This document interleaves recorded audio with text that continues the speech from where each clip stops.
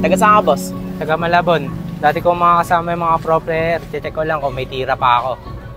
Ano, marksman to marksman lang to ah. Sige lang. Wala nang intro-intro at nag-brody nga itong dumayo. Parang may alam nga siya sa pagiging pro player kasi alam niyang counterin ng aking hero.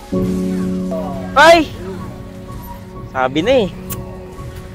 Halos hindi niya ako pakuhanin ng red block, palagi siyang nakasunod sa akin. Kahit saan ako sa mapa magpunta, kayang-kaya niya akong hanapin. Iniiwasan ko na lang muna siya guys kasi nga luging-lugi ako sa Brody kapag Ellery. Tapos ang unang first build niya pa ay Winchalan, kaya ang ginagawa ko munang diskarte ay yung siya ay mapakape. Tinabahan. Lalagyan niyo din sa ano. Tinatimingan ko rin siyang dumikit sa bato tsaka ako sisibatin. Feeling ko sa pagkakataong ito nakuha ko na ang aking momentum. Sa bawat galaw niya kasi nababasa ko na kaagad kung ano yung gagawin niya. Inuunahan ko ng sindakin para mawalan siya ng karapatang ako'y takutin. Nagkunwari ako dyan guys napapalag pero ako'y tumakbo. Nang magamit niya sa akin ang kanyang ulti saka ako binalikan para paggamitin siya ng Winchalan. Tangin na talaga. Pero kahit nagawa ko na lahat ng mga plano ko hindi pa rin naging sapat.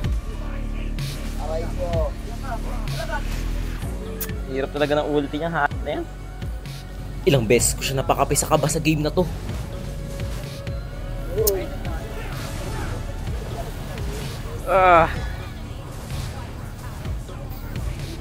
Sa pagkakataong ito, kung mapapansin nyo, meron na ako Winchalan pero hindi ko pa kinukuha. Gusto ko kasi isipin niyang wala pa, tapos siya ay masusurpresa. Kala ko mag-win chat, putik.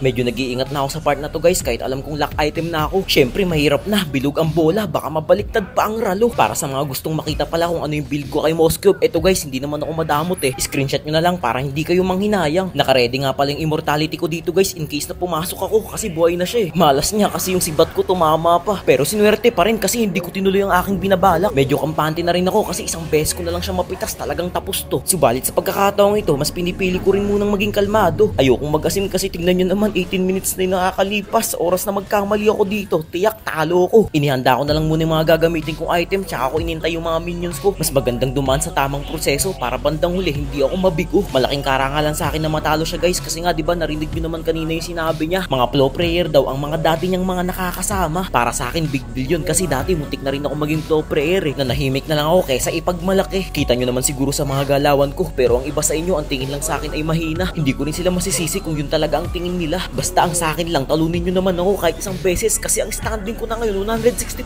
wins, 0 losses. O diba, walang kahit sino pang nakakapanis kaya ano pang inaantay mo? Dumayo ka na bes. Tigan ko pa na hit. Nice game tol. Lakas. Tigan na ako dun ah. Wala akong Brody.